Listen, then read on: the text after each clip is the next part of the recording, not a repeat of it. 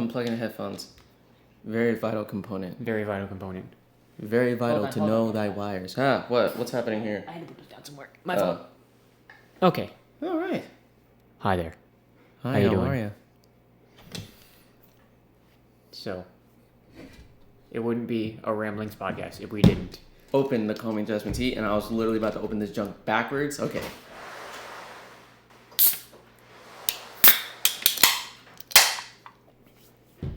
All right. Anyways. Hold on. Before we start, I have a quick... No, my laptop freaked out. I got scared. Oh, yeah. You want to transition to the next page, yeah? All right. Now, before we start, I have a quick announcement. Oh. My boy Echo dropped a new song. Woo! And it's a banger. It's called Dream Eater, so look it up on Spotify or YouTube or whatever streaming service you use. Go. And I figured, well, we don't normally talk about music on here, but I figured it'd be a nice place to start. So. Uh-oh. No, I'm gonna.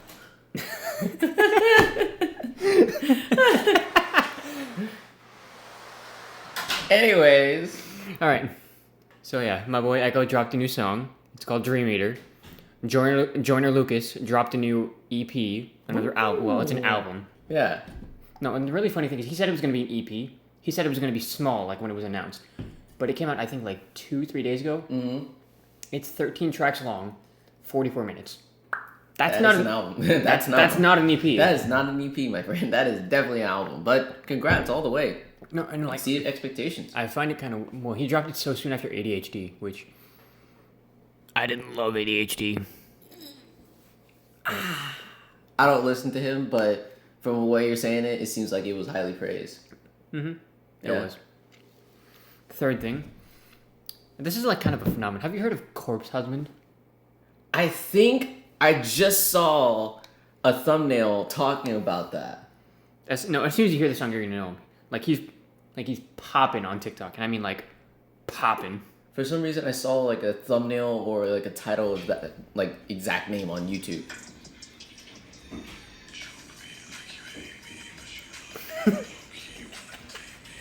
I mean, his voice is dope. I dig it.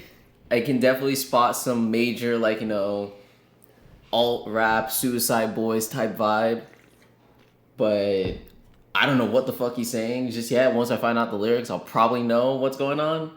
But I don't know. Corpse Husband is weird. Yeah. And that's not being mean. Like I genuinely think like his style of music is weird. No, but like what makes I'm familiar with him. What makes it kind of strange? I think he's dropped like maybe 4 or 5 songs his entire career. Nice. And he has like 1 million listeners on Spotify. Dope, man. 1, 2. And they're all like weird. If I had to describe him, it's like weeby death metal rap. Like weeby death metal alt rap. Kink rap. Like trap type stuff, because that's most of the stuff that I would hear on that Japanese playlist that I have, where it's just a bunch of J hip hop artists and their majority is trap songs, and they do that exact same style. I don't know who started it, so I'm not like claiming who did what first, but that's where I recognize it from. And also there is also the Suicide Boys. The Suicide Boys is like, I think, not the trendsetters of it, because I don't know who in general who started this whole melatonin voice sounding like a yeah, that. So I will say the man is a marketing genius. No, he with just 4 songs, he has like over 1 million. 1, 2, 3, 4, 5, 6, 7 songs. 7 singles. Never released an EP. Never released a project. Just 7 singles, and he has almost 2 million listeners on Spotify. That's sick. That's great. No, that's a genius. And whether you like his music or not, like the man is a marketing genius. Like, e-girls are ruining my life. Like, you gotta give him props for that. Like that's a name of a song right there, and he gets over 1 million listeners. Cat girls are ruining my life. Oh man, wait, are they all titled "Ruining My Life"? But then it's just changing the subject each and every song? No. Oh, okay. It's just those 2, and I thought that's oddly concerning, but okay. I could relate. Somewhat. Who knows? You never know. Has a cat girl ruined your life and you haven't told me? I never dated a cat girl, but I dated an e-girl before. Oh. Like, at the time, I don't think the term e-girl was a thing. But, I mean, it was nice. I enjoyed that time with her. But that was, like, a long time ago since I dated her. It was, like, since, like, fucking middle school, I think. But, yeah, I know the vibes, for sure. Alright, so, hold on. Is that all I had? Yeah, Echo dropped a banger. Jordan Lucas' new EP. His new EP. Corpse Husband. Alright, now that we're done about music, do you have anything you want to talk about before I go on my, not my rant, but, like, my little, what's the word I'm looking for? Uh-oh. It's not a rant. It's actually a good thing. Oh, okay. No, but do you have anything you want to touch on before we... Well, I technically have a huge portion of the show that I was binging last week, and I finished that, and currently I'm back on the Naruto grind, but...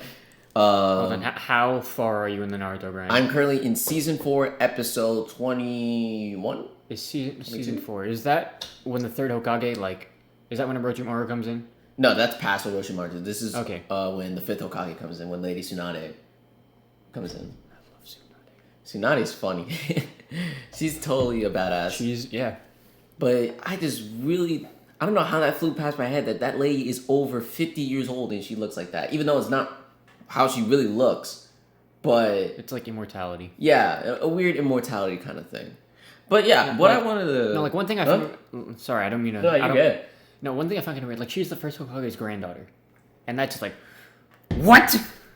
That's why I kind of like think about is just like, like I'm trying to remember like the age split difference from like the first Hokage and then the Hokage's son or daughter, whichever, and then seeing Lady Tsunade. I'm just like trying to figure out the gap. And no, like yeah, old. the time frame between like the start of the Hidden Leaf to Naruto isn't that long. Yeah, because it feels like it's just like few years later. It feels.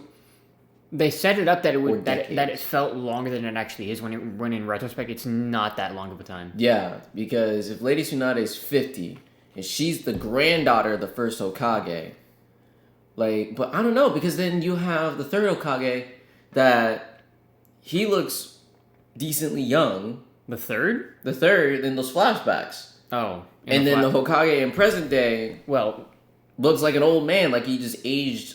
Wait. Like a lot more. The third Hokage is the one in the present day. No. When they have flashbacks with the third Hokage. Yeah. When they're giving him his backstory. And during that time, when he was younger, it was when Kakashi was like around Naruto's age, I think. Yeah. Mm-hmm. And he looks great young then, but then in present day, third Hokage, he looks much older. And it's just like seems like where how many decades has passed for him to be that old in this short amount of time from we're getting a reference from the first Hokage down to Lady Tsunade. It just feels weird. I don't know exactly how old the third Hokage was because he had to be pretty old to be in there. If we're gonna age that quick. But sometimes some people age just quick. Some people just look older than they actually are. Mm-hmm. And some people look younger than they actually are. Yep. Man. These chairs are so heavy. But yeah, I kind of have a really, really big portion of this show that I watched last week called Evil. You've been seeing the coming attractions for that on Netflix? I think. It's a show about where a atheist psychologist and a pastor in training are investigating on cases to figure out if they're ready to be or they should be having an exorcist or not. Like it's kind of like an X-Files meets demons and angels. Oh, Luke Cage is in this show. Yeah, Luke Cage is in there. And like I don't know if anyone liked Luke Cage. Personally, my parents, I haven't seen Luke Cage, but they've told me that Luke Cage was bad.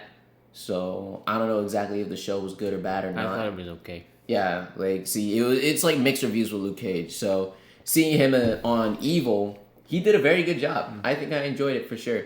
But for all these stuff that I have in here, it's gonna be a fat one. So I wanted to ask you first, how much do you have on yours? I have quite a lot. You have quite a lot. So let's just tackle this anyway. So let's just get into it.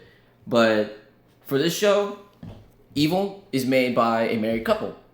They're very adorable. They're cute. Wait. Like the people who made the show is a married couple? Yeah. Huh. Yeah, it's by Michelle and Robert King. Lovely couple. Aw. And they're actually very, very discreet with the main plot or like the hidden meaning of the story. They get the viewers like extremely involved. Yeah. And they have all kinds of nitty gritty tricks and puzzles that they add in on the episode titles.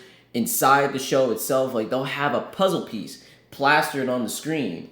And you will have to look really hard to understand, Where okay, it fits in the story. Yeah, where does this fit in the story? Like where it literally fits in the story. For sure, yeah. Because I'm not kidding, like you'll be in a scene where you're watching a widespread, I'm saying widespread for some reason, I don't think that's the right choice of words, but a wide shot, that's the right term. A wide shot of a cathedral, and in the sky, you'll see, if you like focus in like the right-hand corner, there's like a puzzle piece literally right there. So wait, so it's like a game of Where's Waldo? A little bit, yeah. Or a game of mystery. Yeah. So you're just trying to figure out what's this like hidden meaning that these guys are writing in, and you're just like, this show is a little bit more than meets the eye. And the story is so fascinating because, like how I described what the show is about an atheist psychologist and a pastor in training working together to decipher what cases deserve to have an exorcism. An exorcism. Why did I forget that word? It's like the most redundant word in the entirety of the show was, does this need an exorcism or not? But that's the plot of the show. And it's funny, well not funny, it's interesting to watch how the psychologist is trying to get an understanding why the pastor is who he is and why he's following his religion. And also it gives you a different bird's eye view of like, oh, if this is really religion, but also look over here on the psychological factor. Like all these kinds of diagnosis and things that people will suffer mentally that can look like they're demonically possessed. Or they would show off signs or things that will happen around the room that'll make it seem like it's demonically possessed over like a human influence, like someone's instigating it. So say if like someone walked into this room right now and there's like a weird chill or something like that. There's a guy within the group because you have the pastor and the psychologist. I totally forgot this character because he's like hilarious. I love this guy. But it's a group of three. Is Ben the Magnificent. That's a name I'll elaborate on later, maybe. But Ben is like the guy, he's the tech guy. He's the guy that's like, okay, cool, yeah. I'm an atheist also, and I can see what you're seeing with it being seen like an exorcism, but look at this. Because someone could have easily done that technology-wise and make it seem like it's something out of the ordinary. So like if someone came in, back to the example, if someone came into the room and an instant chill came in, someone like Ben will think, oh, someone just had the thermostat hooked up somewhere and just turns it down every time he enters the room. Or has some kind of weird technological mechanism that does that every time someone enters the room. Or they could just let it draft in. Exactly. So it's interesting seeing different kinds of perspectives coming and converging together, and it's not argumentative. Mm-hmm. Like there's one episode that does happen like that, but majority of the show, it's civil, it's easy to understand, and you get an idea. It's not hostile. It's yeah. And so it's very open-minded. It's like these two ideals like having a discussion. I like that. I'm gonna add that. I'm gonna add that to my list. For sure. And one of the major things that I had listed on here. Hold on, let me find what I had here. Oh, and this show is old too. 2019. Mm-hmm. It's not that old. It's like a year old. It just came out, and they're having their second season come out in 2021. We're virtually at the end of 2020. Yeah, a little bit. We're almost there. Halfway there. Well, more than halfway. More than like halfway. 3/4. It's October, yeah. Yeah. So we're really close. Yes! But no, with the relationships of the characters is so genuine. Like you can feel that these people sort of care for each other. And the reason why I say sort of because, there's a little bit of like, I don't want to really believe this guy, but I do believe this guy. But I can't rule it out. Yeah, because like that's where mainly Ben's personality comes into play because he's the skeptic. But still, you can tell like these characters and the actors are very comfortable in each other, in each other's presence. Yeah.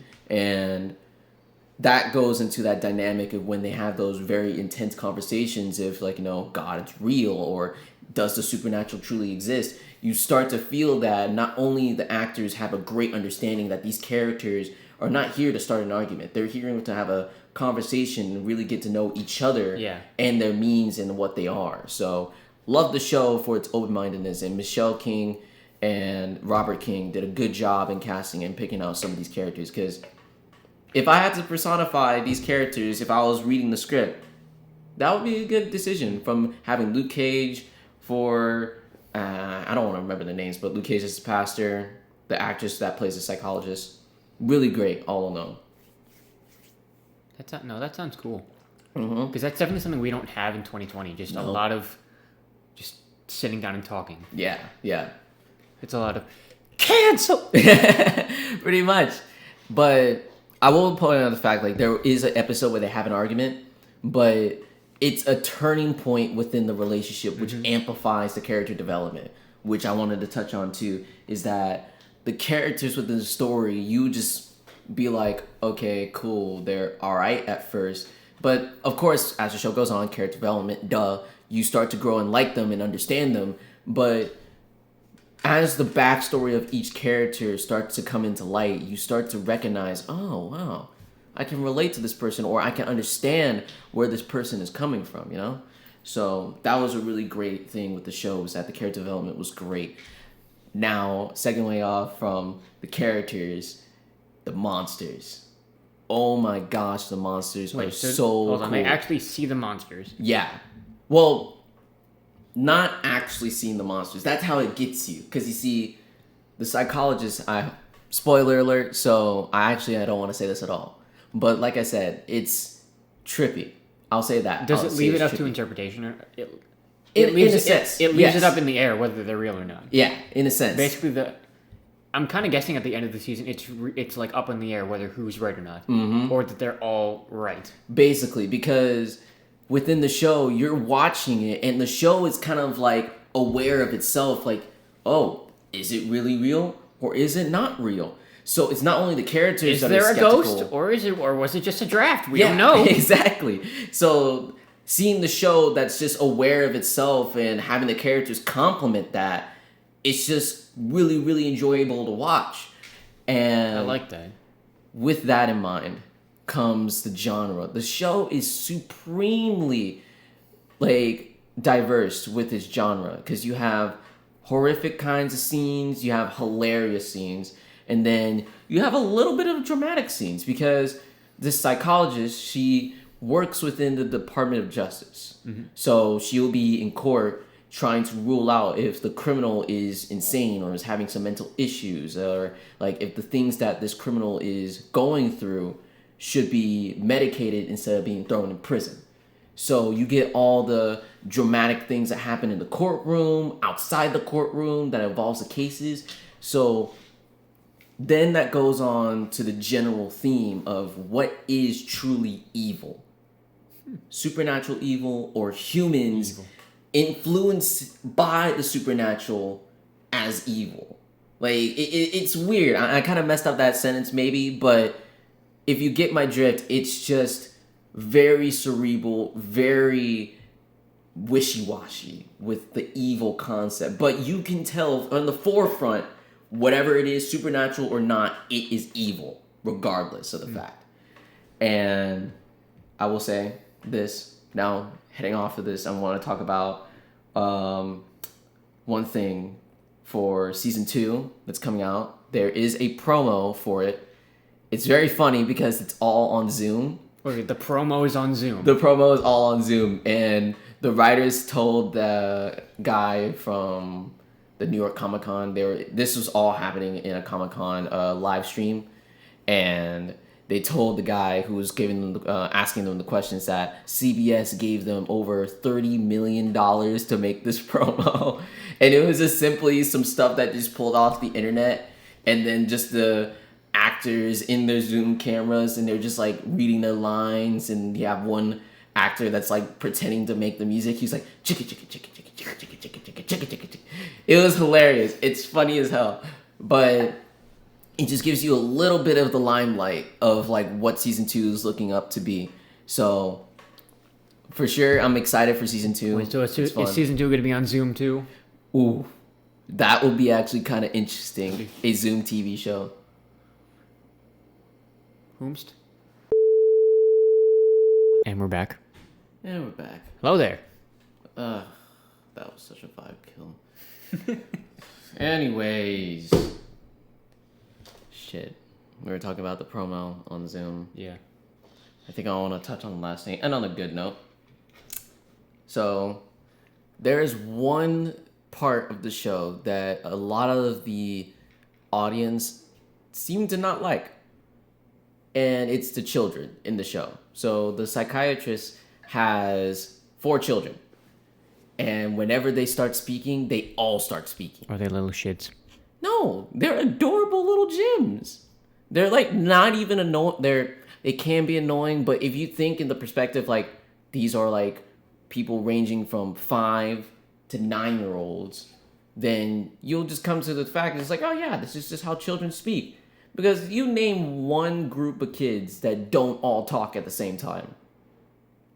If that was the case, then that would be some weird group of kids. That'd be weird. So, like the freaking thing in Bly Manor, where you see the girl talking like fluent English, like proper at the age of like 4. No, she was 7 in the show, and like it's amazing. It's great that she speaks that well, but it's not normal for us. So seeing the girls is just adorable. They're absolutely adorable. Great dynamic. If there's one thing, David, I think you would enjoy in the show is those kids. Because those kids are just a ball of sunshine. Because I think they're like half of the comedic relief / like, okay, you can chill out. You can like not be so traumatized. Because the kids are like exactly how the mom would feel every time she sees them. She's at peace. So seeing the kids as a viewer, you're at peace. You're just like, all right, cool. I got nothing to worry about. I'm chilling. But yeah, that's what I got for Evil. Great show. Really looking forward to this. Keep up the good work, you guys, over at Evil Cast, everyone in production, directors, all you guys. You guys are awesome. All right, now absolutely. I have this written in my notes, and I'm not sure why I wrote this down this way, but I wrote, talk about tell me why properly, you coward. What? What was that sentence? Wait, right. Is that supposed to mean something? Yeah. Okay, so last episode, I touched very briefly on a game called Tell Me Why. Oh, yes. Ironically, an hour after we finished recording, yeah, I went back, finished it, and I bawled. Oh, no. So I have all this written down because I don't want to ramble during this because I don't like rambling because I get very, very stupid when I ramble. Me. All right. So, after I finished it, I watched like the trailer for it popped up on YouTube, and one of the like reviewers said it's a beautiful story that the world really needs right now because it's a hard pill to swallow. The story tackles so many uncomfortable and uncommon subjects like transgender, transphobia, mental health, anxiety, suicide, and a shit ton more. Oof. Okay. Yeah. So it's about these. Damn. It's about these 2 siblings, Allison and Ollie. Ollie, who has transitioned to become Tyler. Oh. Yeah. The story's set in motion. Tyler cuts his hair. He goes to see his mother. And they live in Alaska. And when Tyler goes to show his mother, she pulls a shotgun on him. Whoa. Yeah, so it was very transphobic. His mama? Yeah, no, so I got to drink about this. Hold up. His mama brought out it? Mm-hmm. Lord. All right. So, the twins are separated for 10 years because Tyler killed their mother in self-defense. Mm-hmm. Tyler goes off to a residential ward, kind of like a boarding school. Yeah. Like to learn how to like live in a new trans world. Mm-hmm. And Allison gets to live a normal life, however normal after killing your mother can be. Yeah. So, they reunite after 10 years to sell their childhood house, in which, why would you want that house? Someone died in that house. Oh my gosh. And find out Marianne, their mother, wasn't actually horribly transphobic. They were never allowed in her room, but like they finally opened the door to the room because they obviously had to look in it. Mm-hmm. And in the room, like covered in dust, was a book, How to Raise Your Transgender Child. Wait, so Mm-hmm. Yo, what? And and after this point, they spend the rest of the game trying to figure out why she had the shotgun in the first place. Yeah. Because she wasn't going to kill Tyler. Yeah. So I just have a question. Which is better, knowing the truth, but the truth is terrible, or just living a lie?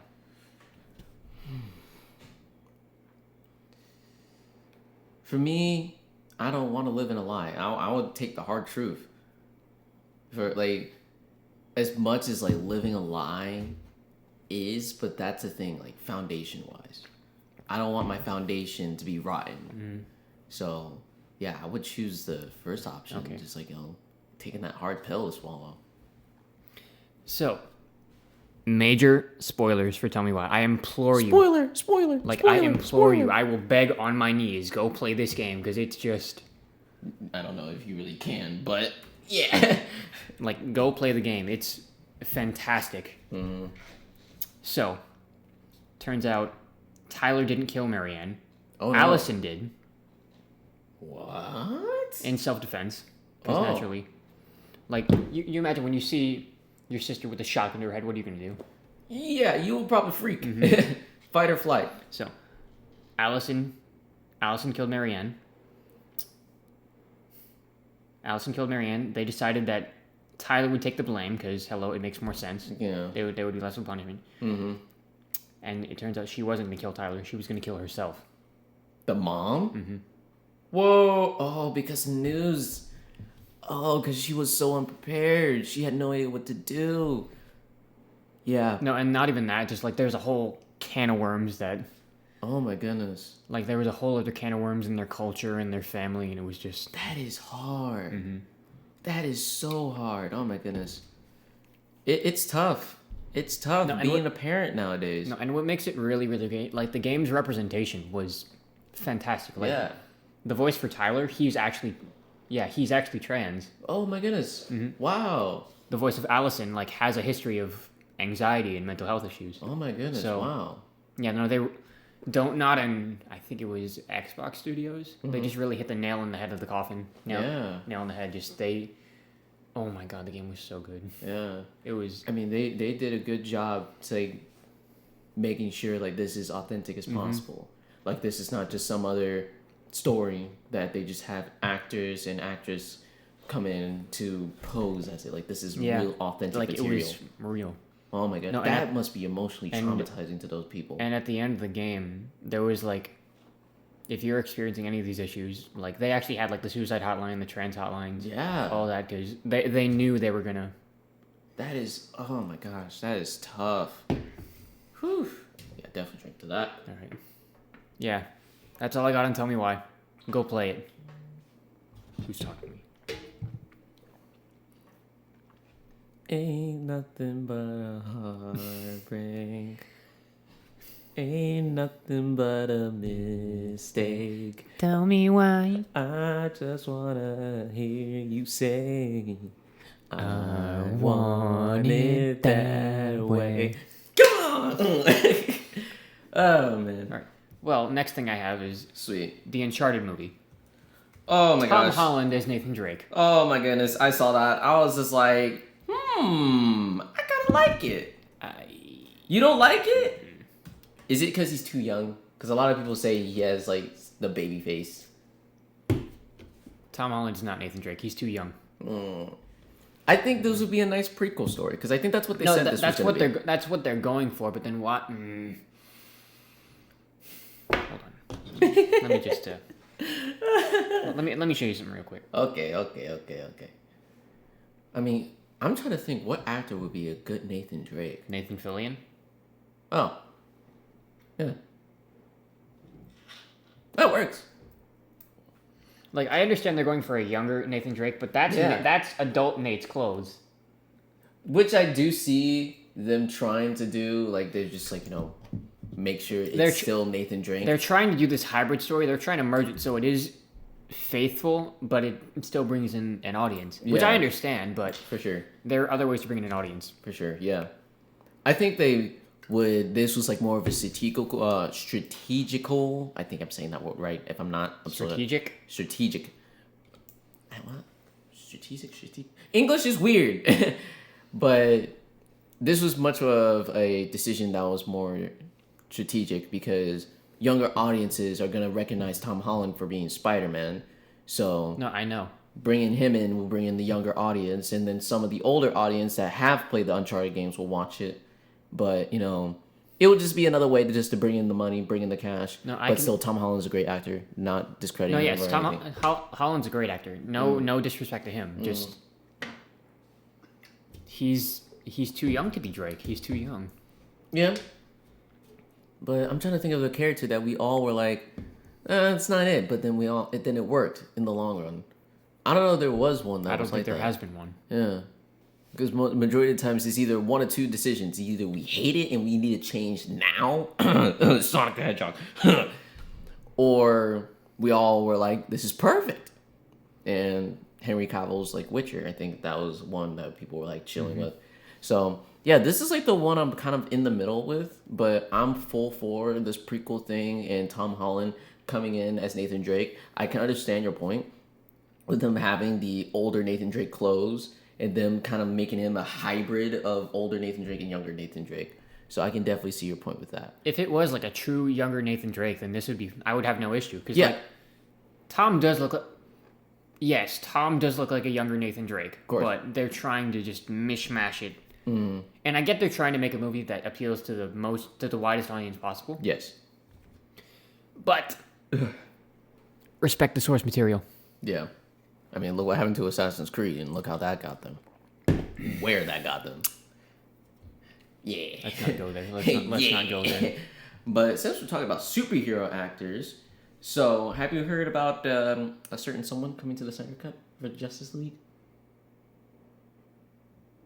Who is it? Oh, Jared Leto. Yeah, he's actually getting his role back for the Joker for the Justice League Snyder Cut, and I'm actually kind of excited for it. One in particular, the things that fans are speculating that they're saying this could be the time where Joker and Batman finally have a scene together. Apparently, Joker was supposed to have a larger influence in Suicide Squad, but they just cut it for some reason. Yeah, I mean, there's a lot of things they would cut from that DC universe, No, yes. that part of the DC universe. No. Oh, excuse me. Oh, wait, there's another one. Hold on. I'm sorry. There it is. All right. No, yeah, apparently... Oh, jeez, Rick. Apparently, Joker was supposed to have a bigger role. Katana was supposed to have a bigger role. Yeah, I don't know if you saw the poster that Boss Logic made. Ooh, That was loud. I know, that was a fat king. But yeah, I felt like Katana was kind of short-lived. She was. Because she was almost like what happened to... What was that guy that was able to climb anything?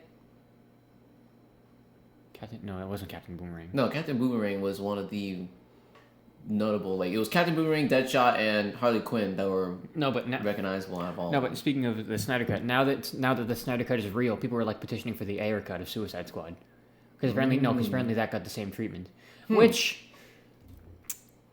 I kind of want to see, because I would actually love to see more of Katana. I would like to see more of what Suicide Squad had to offer, because from what I remember on the coming attractions, I thought it was actually going to be pretty freaking good. I was disappointed when it came out. It was okay. So seeing it in a different kind of version or variation, I'm pretty sure it's version, I would like to see that. I would like to see that. Yeah, I would like to see that for sure. No, wait, now I gotta find that. Hold on. Now I gotta find that poster that freaking Boss Logic made. Mm-hmm. No, because it was dope. Yeah. I mean, Boss Logic is the GOAT. Like, he really knows how to make his stuff. Yeah. And he actually, I'm pretty sure I said this already, but he got his role, well, not his role, he got a job for Assassin's Creed Valhalla. He did? Yeah, he made Really? a poster for them. Did not. Good for that guy. Yeah, he made design art for them, I'm pretty sure. Because I remember him having an announcement post about that. All right, yeah, this one. Look at that. Ooh. That is Look at sick. that. I don't know if the people in the camera can see that. I'll flash it on screen. Yeah. I mean, our editor will flash it on screen. Whoopsies. But no, that's sick. Yeah, it was dope. Yeah, I like to see that. Like, all these cuts, like, that DC made on these films. What the heck was going on in the behind the scenes? It was like I really think it was like just the boardroom committees, and they were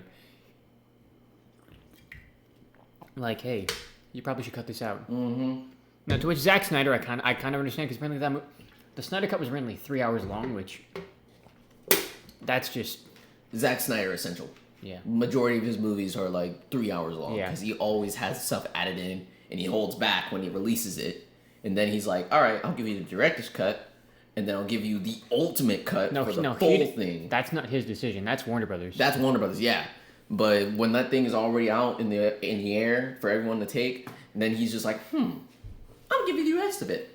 The same thing that happened with Batman v Superman. I remember my dad buying that atrocious movie. He was like, "I'm gonna get the 3-hour version." I was just like, "Dad, don't do it. Don't do it, Dad. Please don't do it. Don't do it. No, don't do it." And he did. And we were all disappointed. I heard the ultimate version was better than the theatrical. It was, because there's some parts to it that I was just like, "Oh, okay, that's pretty cool."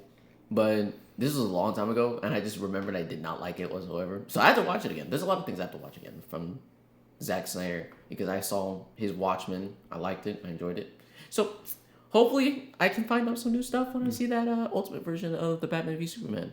Hopefully. Maybe. But here are some of the things that possible characters that are going to be coming into the DC Snyder Cut. So we know for sure that either the Joker's going to be in there, but 3 other characters might be there, which is Deathstroke, Darkseid, and Lex Luthor. And I don't know, because take this with a grain of salt, because I'm not trying to confirm anything, but possible outcomes, because there was a photo of Darkseid out on the web, and the possibilities of Deathstroke. I was gonna say Dex Luthor. Dex Luthor. Dexter. But with Lex Luthor and Deathstroke, I don't know. That might be a stretch. I think Lex Luthor is a little bit more possible, but Deathstroke, I don't know how they're gonna put him in there. Okay, my biggest thing with the DCEU, their characters are either hit or miss. Mm-hmm. Like, don't get me wrong, all of them are phenomenal actors. Yeah. Just they either fit the character or they don't. Henry Cavill looks like Superman, looks like Clark Kent. Yeah. Fit him perfectly. Yeah. Some people like Batfleck. I personally don't like Batfleck. Ben Affleck with a gun. Not Ben Affleck. Batman with a gun. That's like the number one Red X. That's like the number one you don't do. Like, that's Thomas Wayne Batman / I don't think it was Year One Batman. It might have been Year One Batman. Yeah. And that's the one that's like based in like the 50s, 80s? Or... Because I remember there was a certain Batman animated film I remember watching that they were trying to emulate, where it's like Batman in the past, and I don't think he used guns then. But still, like, those are the very few Batmans that use guns. If Batfleck was Thomas Wayne... No, I would have no problem with that, yes. I'm totally for it. But Bruce Wayne using guns? It's so weird. But also, people were respecting Ben Affleck's dad bod Batman, which is, I'll respect the dad bod Batfleck, but at the same time, nah, dude, nah. I'm cool with Christian Bale Batman.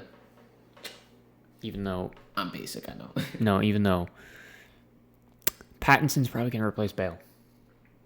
Probably. Like, as the best Batman. I really do believe that. I mean, Pattinson, they have actually replaced a couple people. Like, they're reshooting Mira's? I'm trying to remember her name. Aquaman's queen. Mara. Yeah, Mara. They're refilming Mara's scenes for the Justice League. So... Are they really? I think so, yeah. So don't quote me on that, but, you know, I'm pretty sure, because I remember reading that article. But, I don't know, if they do replace Batfleck with Pattinson... No, not in the DCEU, just, like, as, like, the number one Batman. I really do think Pattinson is going to surpass Bale. He might. I mean, that would be a cool thing to see, for Pattinson to come into fruition as the number one Batman. As the Batman, because there was because I'm trying to remember, because I don't remember this one Batman, the one that did Batman Forever. Michael Keaton? Yeah, Michael Keaton. Vulture. Huh? Oh, yeah. So, yeah, you have Michael Keaton, you have Adam West, rest in peace, and Christian Bale, Ben Affleck, and now Pattinson. Rob Pattinson. And there's one more I'm missing, I think. Am I? 60s Batman. I think that's Adam West. I think that's Adam West. Okay. No, but if you're talking about like the Batman, the undisputed, fight me on this, the Batman, Kevin Conroy. Kevin Conroy. That's the one I think I was missing. The voice in the animated series. Yeah, for sure. No, that's definitely Batman right there. Even though it's just voice. You can fight me on that. The animated series was the best Batman story, hands down. Yeah. Fight me. Yeah. I have to agree with you on that one. But live action, I have to give it to Christian Bale. Mm-hmm. But overall, Kevin. Kevin. Mm. Hi, Kevin. Hi, Kevin. Hi, Kevin. Oh, now this is one thing that fans were hoping to be cleared up, or they would clarify this with Jared Leto coming back as the Joker. They're trying to speculate. Well, they are speculating that if Jared Leto's coming back for an opportunity to have Batman and Jared Leto, Batman and Joker. I'm getting names mixed up. I'm so sorry, guys. I'm like all over the place. I went to bed very, very late, so I'm tired of shit. But if they had Batman and Joker in the same room, will we get some clarification what happened to Robin? We know what happened. Well, we don't know exactly what happened to Robin, but it's been... Zach's made this clear that Joker killed Dick. Yeah, for sure. I think... People thought it was Jason. I mean, that would be the... No, that would be the logical thing, but yeah. it's like... We've seen that so many times at this point. We have. Death in the Family is like the most popular Batman story, by far. Facts. And Red Hood is by far the most favored Robin. Very debatable. I mean, very debatable. There's Nightwing and the Red Hood. I'm more on the Red Hood side of things because I like Nightwing. So, honestly, we can have that discussion right there. But with the fact that they're speculating for the clarification of what's happening to Robin, I don't want them to do that. I don't either. Because we, like you said, we've already seen his story multiple times. It's like the Uncle Ben story, the death of Bruce's parents. We've seen that happen already many times. Like, it would be cool if they mention it just like in present time. Like, you're just like, oh, like Joker will be like taunting Batman, just like, oh, you're still pissed off of what I did to your bird boy. And that's when when he triggers it. Oh, it's just like, oh shit, okay. He still remembers. No, and then Justice goes, oh, you better get out of here right now. Yep. He's just like, everyone, let's go over here. And then people would just be like, nah, that'll be fine. He'll just go in a little ball and cry to himself because, Batman's edgy like that. He's just like, but nah, he'll probably go beast mode if it's like about Robin. Parents can't say the same. But all in all, I don't think they should clarify what happened to Robin if they had the chance. I'm just kind of surprised they brought back Jared Leto at all because of what people have said about what happened on Suicide Squad. Yeah, that's right. And I'm trying to remember if there was a possibility that, there was some speculation that with, this is now going over to Joaquin Phoenix's Joker now, still on that topic for Joker, that Joaquin Phoenix's Joker could probably be in line with Rob Pattinson's Batman. That they might be in the same universe. But thing is, I will want them to stick with what they said about the Joker being a standalone film. Mm-hmm. Well, that's not even true anymore because apparently Joaquin signed a deal for 2 more films. Oh, nice. And I don't want that. Wow. No, what made Joker special was that it was on its own. Yeah, that one show. Like, it wasn't connected. It was just the story of Arthur Fleck. Mm-hmm. And I think he did say he did not want to be a part of any universe. Yeah, he didn't want to be part of a franchise. Yeah. I mean, shoot. All I can say, Joaquin Phoenix, is be careful with the Joker, because that is a very, very complex character. And no, I'm not doubting his skills or anything, but I don't want another Heath Ledger on our hands. Because that dude is a great, phenomenal Joker, but that got him killed. So this one, I think, is much more intense than the Heath Ledger Joker that we used to know in 2008. So with this Joker, it's much more dark, depressing, convoluted, and way more deep into the dark than I think than Heath Ledger's was. Yeah, Heath Ledger was complex, just creepy, but he had almost a hero complex. Yeah. Yeah. He drove himself mad for that role, and I don't think that's worth it in the end. and seeing what Joaquin Phoenix's was physique, how he looked in the movie. Don't even say that. Oh my goodness, yeah, that was gut wrenching. I was just like, oh my goodness. Like No, after filming, I would have been going to the nearest buffet. No, apparently he lost like 30 pounds for that role. Oh, 30 pounds. All right, let's move on. Moving on. All right, best Joker, actually. Best Joker? Best Joker, live action Joker. You got Ledger, Leto, Phoenix, and Monaghan. Mark Hamill. Mark Hamill. Yeah, I mean, that's a voice actor. still. He's Joker. I actually like Gotham's Joker. Oh, Cameron Monaghan. Yeah, Monaghan. That's how. Excuse me, I butchered the name, guys. Monaghan. I said Monaghan. No, one thing I find funny about Cameron and Mark, Cameron was a Joker who became a Jedi. Mark was a Joker. Wait, no, Mark was a Jedi who became a Joker. Oh crap! That's sick. Wait.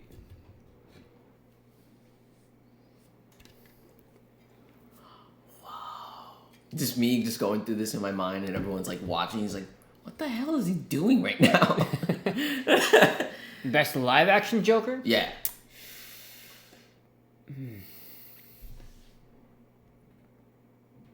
Probably Ledger.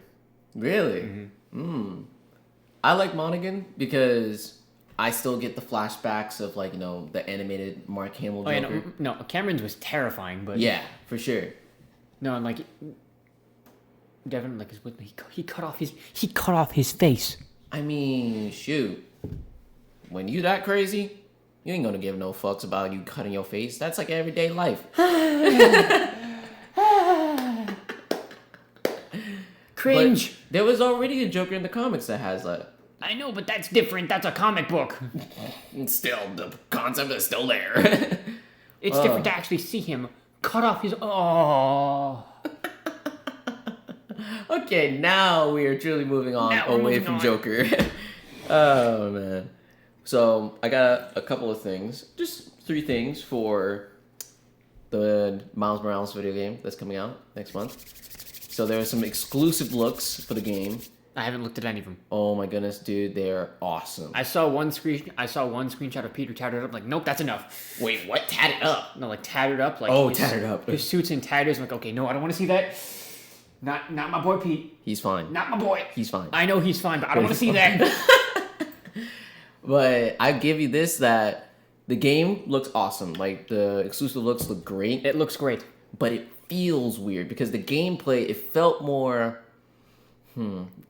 it not sluggish, but it felt in a way it's like if you like smooth butter was like moving across like a hot pan kind of vibe.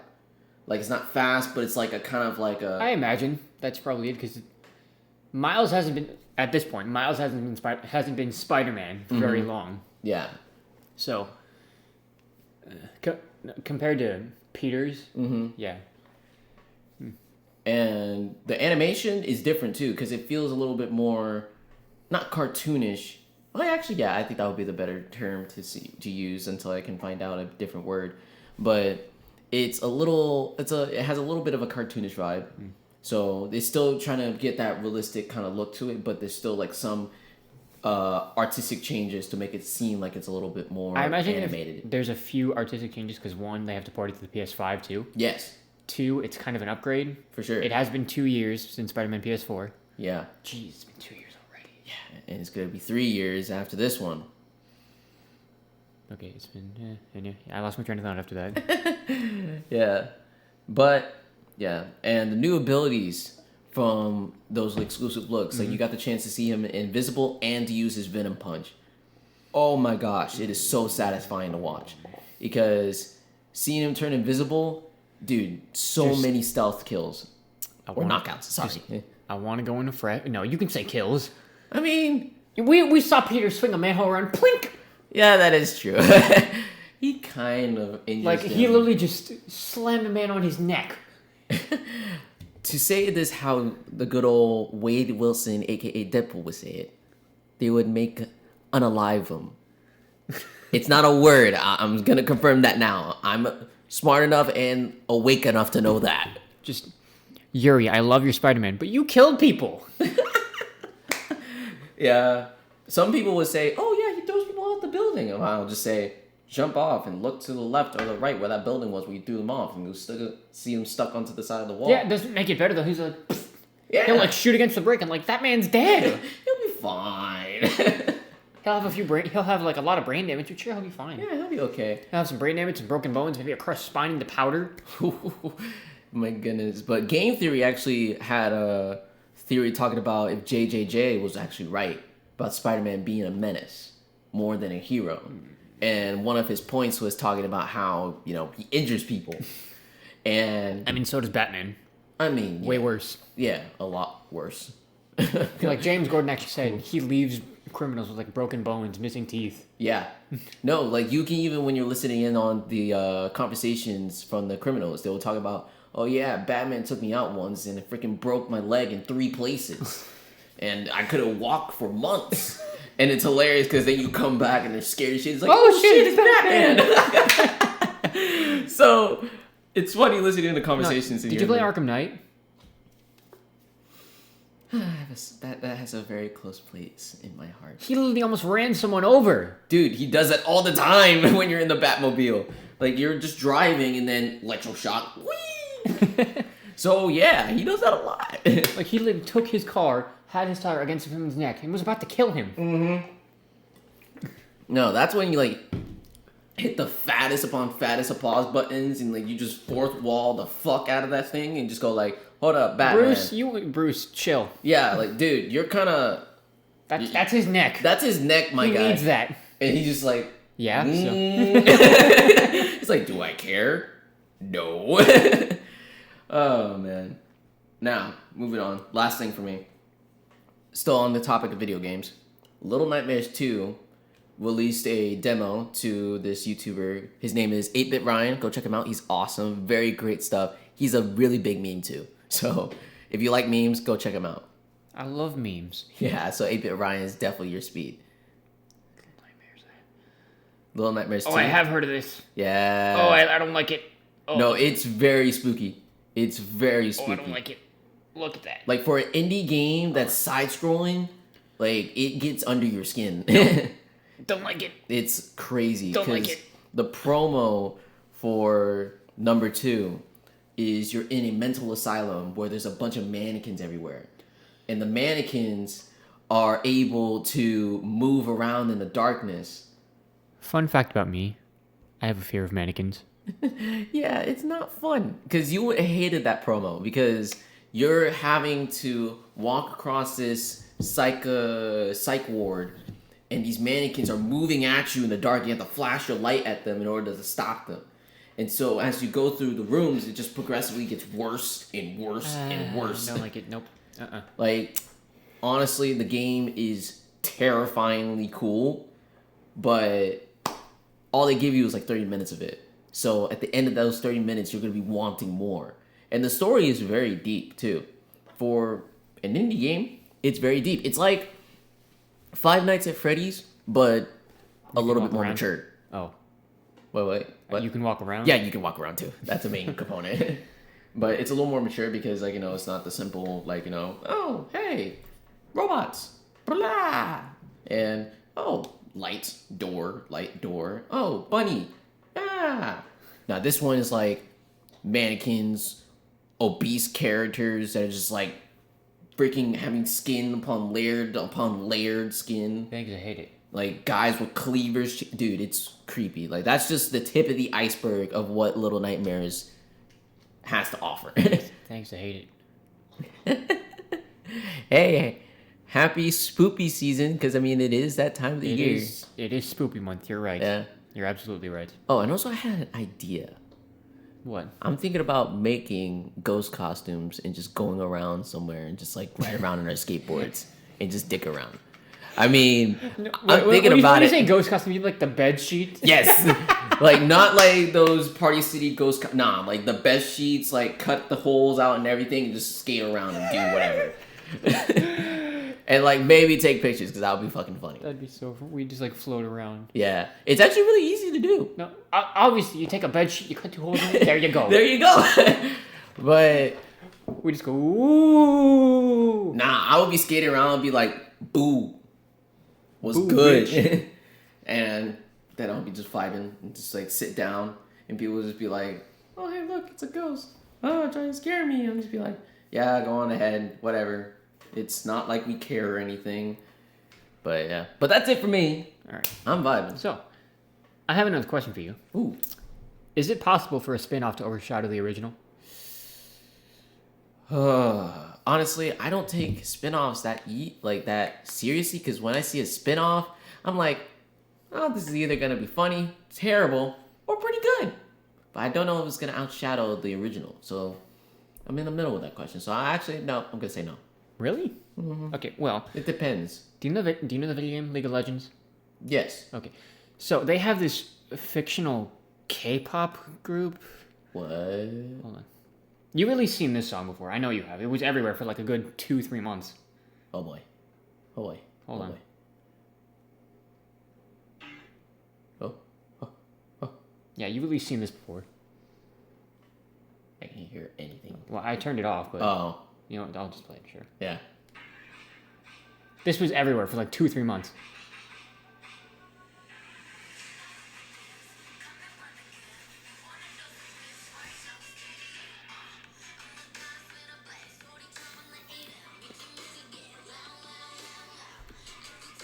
That beat's kind of fire, though. Do you really not?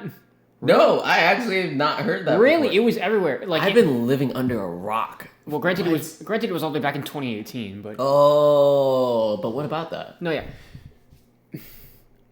I find it really kind of fascinating that a fictional K-pop group is taking #1 on the Billboard charts. Like, there are people who never even heard of League of Legends. They know KDA. Wait, I think I might have known the character that you're talking about, though. Wait. Yeah. Let me show you some of the art. Is she like not like them, but are they equivalent to like Gorillas? No. Wait, what do you mean gorillas? Like the animated band. I think they're called Gorillas. I might be saying their name I wrong. think that's not Or it. Godzilla, or Look familiar? yeah. Yeah, this was everywhere back in 2018. Yeah, so they came out in 2018. Don't release anything for 2 years. I think in August of this year, they released another single. Mm-hmm. Got to #1 on the Billboard charts, which is fucking crazy. That they're just animated characters. Yeah. That's impressive. No, and we thought Corpse Husband was impressive. They have 2.5 million listeners on Spotify with only 2 singles. Do not fuck with the simp gang. No, they're probably not even simps. I'm joking. Not even the simp gang, but like the music is great. Yeah, it's so well produced. produced. Fire. Oh my gosh. I'm sure you're the one that just came out. No, and there's more. Like they have an EP coming out in 4 days. There's an album. Nice. Apparently, there's an album coming in 2021. It's like they're coming in with the freight train. Do not fuck with Riot. Like, and League of Legends. It's kind of funny that League is kind of taking a backseat to this group. Yeah. Wow. I'm surprised I have not heard of them. Like, at least, like, from some gaming platform websites and, like, news art, like, all that stuff. Yeah, I remember you posting that. Yeah.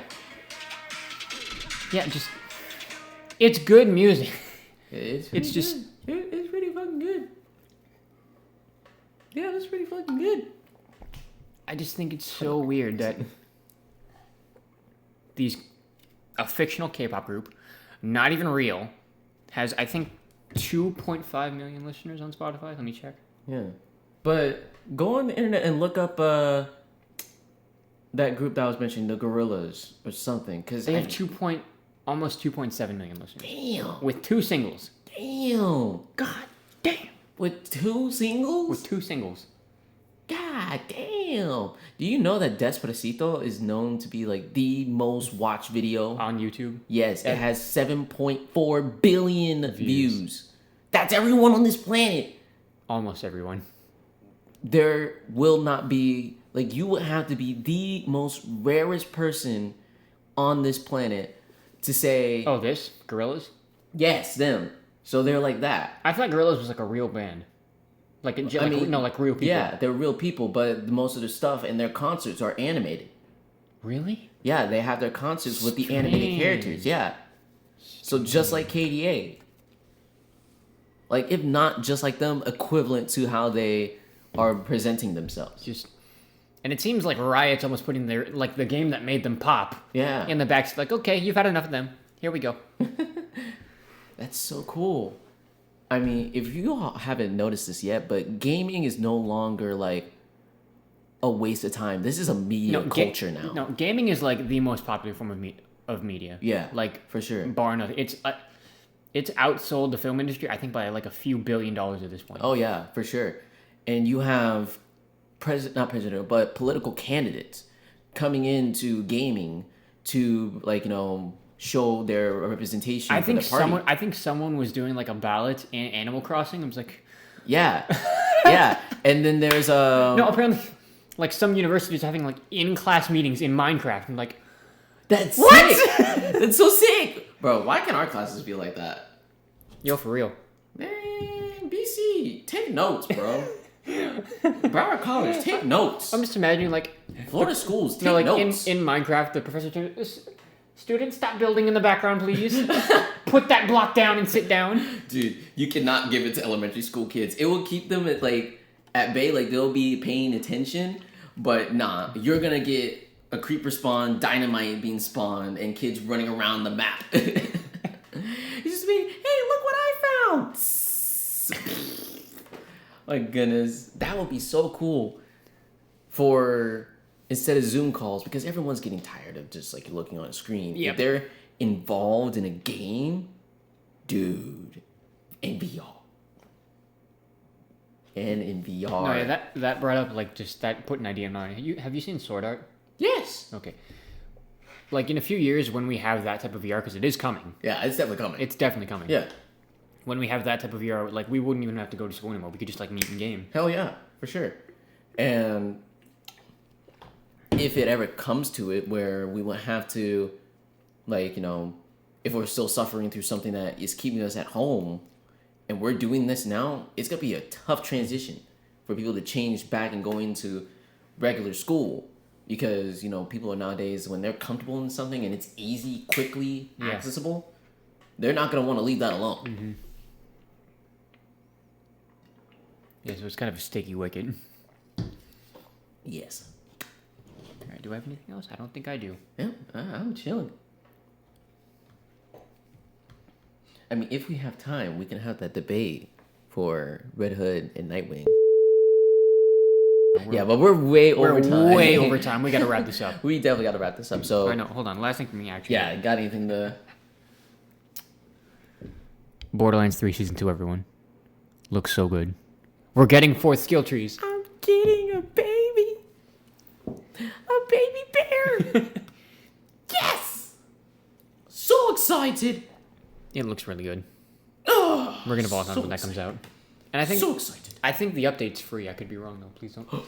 Please be free, please be free, please be free. I just want my 4th skill tree. I mean, hold on. I just want my baby bear. Hold on. Dude, he's better than Ramon, Antonio, and Fernando. Fernando? So much better. I mean... Off the rip. Hello? I mean, yeah, you got... Oh, yeah, that's actually kind of cool. Wait a minute. You got a phase lock. I got a homing... Oh, it's not a phase lock. It looks like a phase lock. That's not a phase lock. It's not? No. If it was a phase lock, I would... He's like, no, like, please! Are you gonna bring out the face lock? Please bring out my woman, please. Okay, but we're getting way over time. We definitely have to wrap this up. I don't think Maya's dead. Just saying. I will have to agree with you on that because it was very abrupt. But anyways, anything you got to plug? I plugged at the beginning of the episode, so anything you got to plug? Remix for a song is coming out soon. Well, it's coming. I'm not going to say coming out, but it's coming soon. It's in the works. And update on the song that I was supposed to release 2 weeks ago. It got scrapped. I'm very sorry. No, it didn't. So I had a workshop with a guy named Ray Volpe. Absolutely sick. Go check him out. He's on Instagram, all streaming platforms for music-wise, Spotify, Apple Music, and I'm trying to think of any, SoundCloud, all that good stuff. But Ray Volpe does hour lessons or... Oh, Lord. Yes. Okay. Yes, with the baby bear. But he does hour lessons for 100K. 100K. Oh God, $100. I'm so sorry. And what are you doing? I'm trying to plug here. And he's a real cool dude. Awesome. Very inspirational. Very informative. Go check him out if you guys are interested in producing music and you want to get some really, really good insight. Definitely someone to go check out for sure. But yeah, had a session with him. Did a workshop on the songs. So some stuff I need to work out. But it is coming. I'm telling you, it is coming. So I got 2 things coming at you guys. So thank you guys for being so patient. Really appreciate it.